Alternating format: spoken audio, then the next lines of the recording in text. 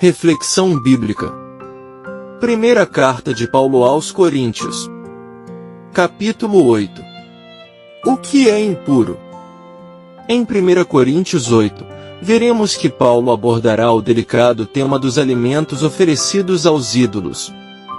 Ele ensinará como devemos lidar com esta situação e como quer que a igreja permaneça unida e que nada ou qualquer assunto atrapalhe esse relacionamento.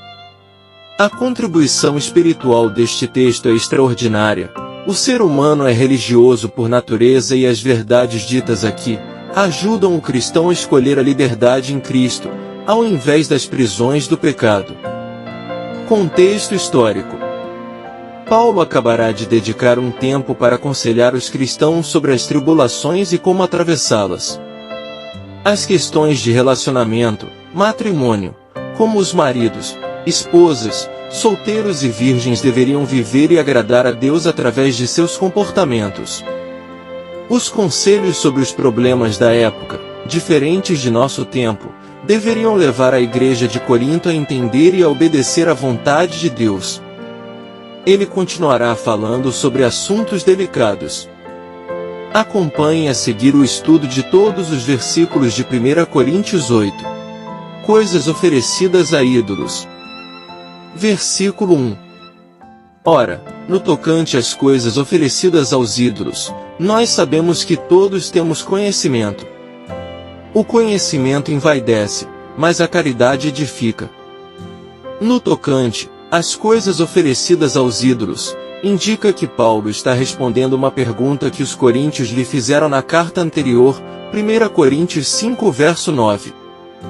Por tradição, os coríntios costumavam jantar em templos pagãos, que eram centros de atividade cívica, ou se não servir-se de porções de carne ali servidas.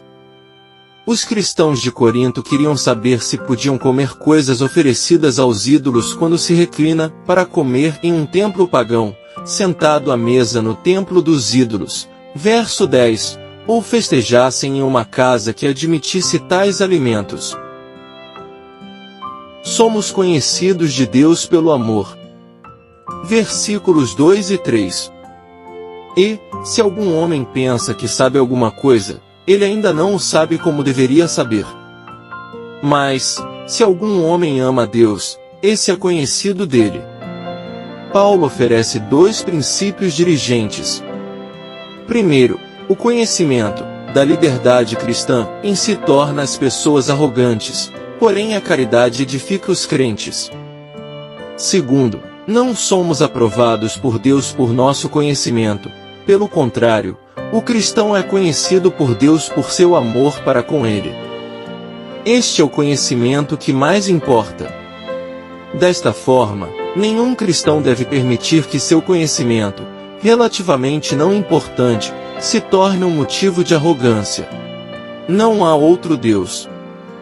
Versículos 4 ao 6. No que diz respeito ao comer das coisas oferecidas em sacrifício aos ídolos, nós sabemos que o ídolo nada no mundo, e que não há outro Deus, somente um. Porque, ainda que haja os que são chamados deuses, quer no céu ou na terra, como há muitos deuses e muitos senhores. Todavia, para nós há um só Deus, o Pai, de quem são todas as coisas, e nós nele, e um Senhor, Jesus Cristo, pelo qual são todas as coisas, e nós por ele. A resposta de Paulo dizendo que os cristãos tecnicamente têm o direito de comer coisas oferecidas em sacrifício aos ídolos pode nos surpreender, mas o raciocínio faz sentido. Os ídolos não existem e só existe um Deus. Contudo, o conselho de Paulo não termina nesse texto. A consciência contamina. Versículos 7 e 8. Todavia não há este conhecimento em todos os homens, porque alguns, conscientes do ídolo, até agora comem coisas oferecidas ao ídolo, e a sua consciência, sendo fraca, é contaminada. Mas o alimento não nos faz mais aceitos ante Deus, porque se comemos não somos melhores, se não comemos, não somos piores. A liberdade cristã jamais deve ser ostentada ou usada sem o devido cuidado. Os cristãos de Corinto precisavam ter consciência de que alguns entre eles, ainda conscientes do ídolo e de consciência fraca, poderiam ser prejudicados ao ver cristãos comendo alimentos associados a ídolos. 1 Coríntios 8 versículos 9 ao 13. Para aqueles que sabiam que os ídolos nada são, Paulo afirmou o óbvio: comer alimentos inclusive sacrificados a ídolos, não torna os cristãos inaceitáveis perante Deus. Não sejam pedra de tropeço. Versículo 9. Mas tomeis cuidado para que essa liberdade não se torne de alguma maneira pedra de tropeço para os fracos. Não confundam os fracos. Versículos 8 ao 12. Pois, se alguém te vir a ti, que tens conhecimento, sentado à mesa no templo dos ídolos, não será consciência do que é fraco motivada a comer das coisas que são oferecidas aos ídolos. E, por teu conhecimento, perecerá o irmão fraco, pelo qual Cristo morreu? Mas, pecando assim contra os irmãos, e ferindo a sua fraca consciência, pecais contra Cristo. Se um irmão fraco visse um cristão bem instruído jantando em um templo dos ídolos, ele poderia atribuir importância religiosa a isso e ficar confuso quanto à fidelidade a Cristo. Se ofende ao meu irmão, eu não comerei. Versículo 13. Portanto, se a comida ofender ao meu irmão, eu não comerei carne enquanto no mundo estiver, para que meu irmão não se ofenda. A autolimitação dos cristãos mais maduros protege a fidelidade a Cristo dos novos crentes, principalmente em ambientes abertamente pagãos como Corinto. Conclusão. Os cristãos em Corinto estavam preocupados com a maneira que era tratado os alimentos que eles consumiam no dia a dia, sabendo que antes de ser vendidos, eram oferecidas aos ídolos e muitos não sentiam paz ao consumi-las.